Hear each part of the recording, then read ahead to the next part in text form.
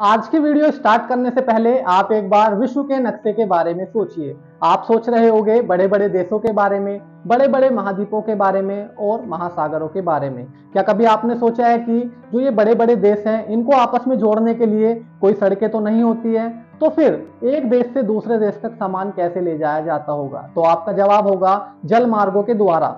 विश्व में जल मार्गों से हर रोज 1000 से अधिक जहाज गुजरते हैं, जिनमें तेल, कोयला, गैस, मशीनें, कंटेनर आदि होते हैं जो एक देश से दूसरे देश तक ले जाए जाते हैं। तो आज की इस वीडियो में हम उन 10 जलमार्गों के बारे में बात करेंगे जिनको विश्व की अर्थव्यवस्था की बैकबोन कहा जाता है। तो चलिए जलमार्गों का सफर स्टार्ट करते हैं। सबसे पहला जो हमारा जलमार्ग है वो है पनामा नहर जलमार्ग, जो कि 82 किलोमीटर मानव निर्मित एक नहर है। कितने किलोमीटर? 82 किलोमीटर मानव निर्मित एक नहर है जो प्रशांत महासागर को अटलांटिक महासागर से जोड़ती है। अगर यह नहर नहीं होती तो जहाज़ों को दक्षिण अमेरिका के कैप हॉर्न के चारों ओर घूमकर जाना पड़ता, जिससे 2000 से 8000 नॉटी मील की दूरी बढ़ जाती। इस नहर के जरिए एशिया और अमेरिका के बीच व्यापार काफी तेज हो गया है।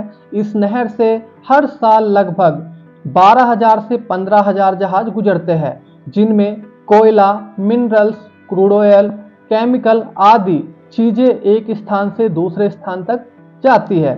1904 में अमेरिका ने इसका निर्माण शुरू किया था और 1914 में निर्माण पूरा कर लिया और 1999 में इसे पनामा सरकार को सौंप दिया और इसका संचालन अब पनामा सरकार करती है। ठीक है भाई, अगले जलमार्ग पर चलते हैं।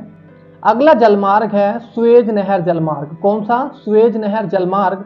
जो सुएज नहर है यह विश्व की सबसे बड़ी मानव निर्मित नहर है, जिसकी लंबाई है 193 किलोमीटर। कितनी है? 193 किलोमीटर सुएज नहर की लंबाई है। यह नहर भूमध्य सागर को रेड सी से जोड़ती है। जो सुएज नहर है यह भूमध्य सागर को लाल सागर से जोड़ती है, मतलब रेड सी से जोड़ती है। यह यूरोप और एशिया का सबसे शॉर्टकट रास्ता है। इसके साथ साथ यह नहर एशिया महाद्वीप को अफ्रीका महाद्वीप से अलग करती है। किसको? एशिया महाद्वीप को अफ्रीका महाद्वीप से अलग करती है सुएज नहर। यहाँ से हर साल लगभग 19,000 जहाज गुजरते हैं। कितने? 19,000 जहाज यहाँ से लगभग गुजरते हैं। ये आपको ध्यान रखना है, इसलिए इसको दुनिया का सबसे बिजी मार्ग माना जाता है। यहीं से एशिया और मिडिल ईस्ट का तेल यूरोप पहुंचता है। दुनिया का लगभग 7 से 8% तेल और 7 से 8% एलएनजी इसी रास्ते से ट्रांसपोर्ट होती है। एलएनजी किसको कहते हैं भाई? लिक्विफाइड नेचुरल गैस को कहते हैं एलएनजी शॉर्ट फॉर्म में। ठीक है, समझ गए? अब अगले जलमार्ग पर चलते हैं हम। अगला जलमार्ग है डोवर स्ट्रेट। स्ट्रेट किसको कहते हैं? जलमार्ग को ही कहते हैं। तो अगला जो हमारा जलमार्ग है वो है डोवर स्ट्रेट। यह इंग्लिश चैनल का सबसे पतला जलमार्ग है। किसका? इंग्लिश चैनल का ये सबसे पतला जलमार्ग या रास्ता है जो इंग्लैंड को यूरोप से अलग करता है। किसको? इंग्लैंड को यूरोप से क्या करता है? ये अलग करता है डोवर स्ट्रेट। यहाँ से हर दिन 400 से 500 जहाज गुजरते हैं। कितने? 400 से 500 जहाज हर रोज यहाँ से गुजरते हैं। इंग्लैंड और यूरोप के बीच आने जाने वाले माल का बड़ा हिस्सा इसी मार्ग से आता जाता है। ठीक है, इतना आपको इस जलमार्ग से संबंधित याद रखना है। अगले जलमार्ग पर चलते हैं।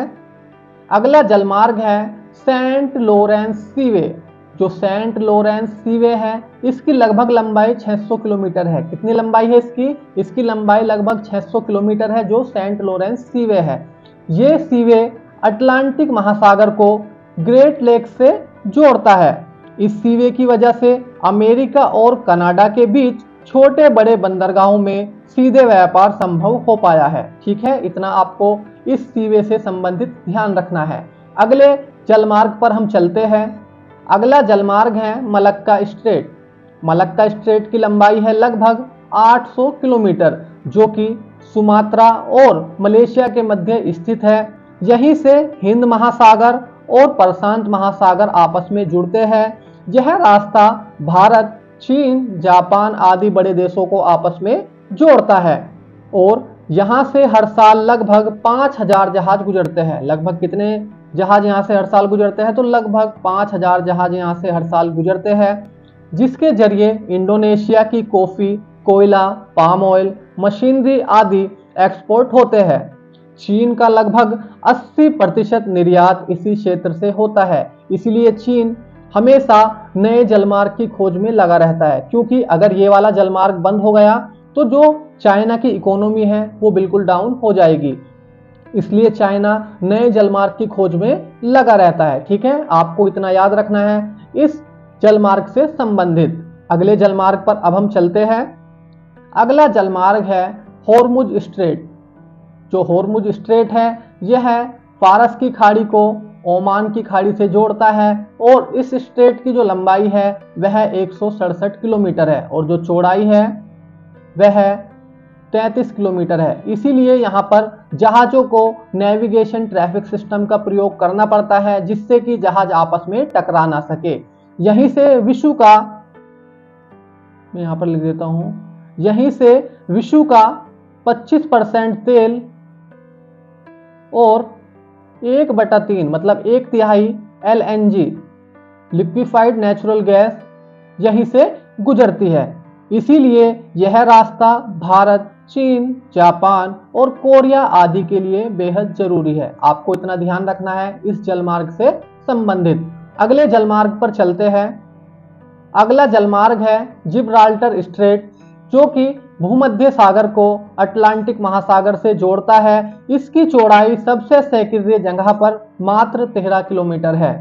यहाँ से जहाज यूरोप, अफ्रीका और अमेरिका के बीच सफर करते हैं। आपको इतना ध्यान रखना है जिब्राल्टर स्ट्रेट से संबंधित। अगले जलमार्ग पर चलते हैं। अगला जलमार्ग है डेनिस स्ट्रेट।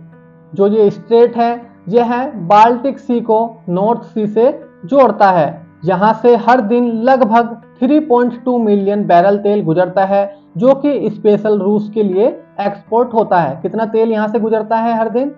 3.2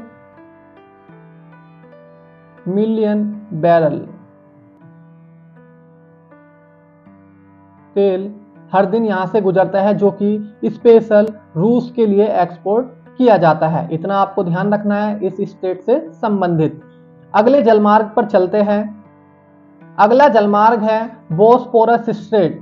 यह स्ट्रेट काला सागर को मरमरा सागर से जोड़ता है। इसकी जो लंबाई है वह लगभग 31 किलोमीटर है और जो इसकी चौड़ाई है वह कहीं कहीं पर 800 मीटर है। कितनी? 800 मीटर। ठीक है, यही रास्ता रूस, यूक्रेन जैसे देशों के लिए बाकी देशों तक पहुंचने का एक रास्ता है। इतना आपको बोस्पोरस स्ट्रेट से संबंधित ध्यान रखना है। अगले जलमार्ग पर चलते हैं।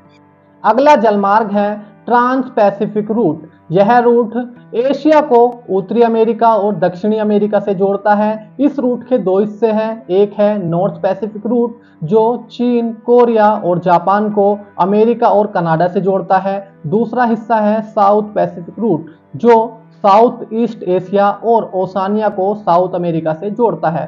तो ट्रांस पैसिफिक रूट से संबंधित आपको इतना ध्यान रखना है। मैं उम्मीद करता हूं कि आपको ये विश्व के 10 जलमार्ग अच्छे से समझ में आए होंगे और मेरी वीडियो अच्छी लगी होगी। अगर आपको ये 10 के 10 विश्व के प्रमुख जलमार्ग अच्छे से समझ में आए हैं और मेरी वीडियो अच्छी लगी है तो आप मेरी वीडियो को लाइक कर सकते हैं और हमारे चैनल को सब्सक्राइब कर सकते हैं, जिससे कि आपको नई वीडियो का नोटिफिकेशन तुरंत मिल सके। तो आज के लिए इतना ही है, मिलते हैं अगली क्लास में। धन्यवाद।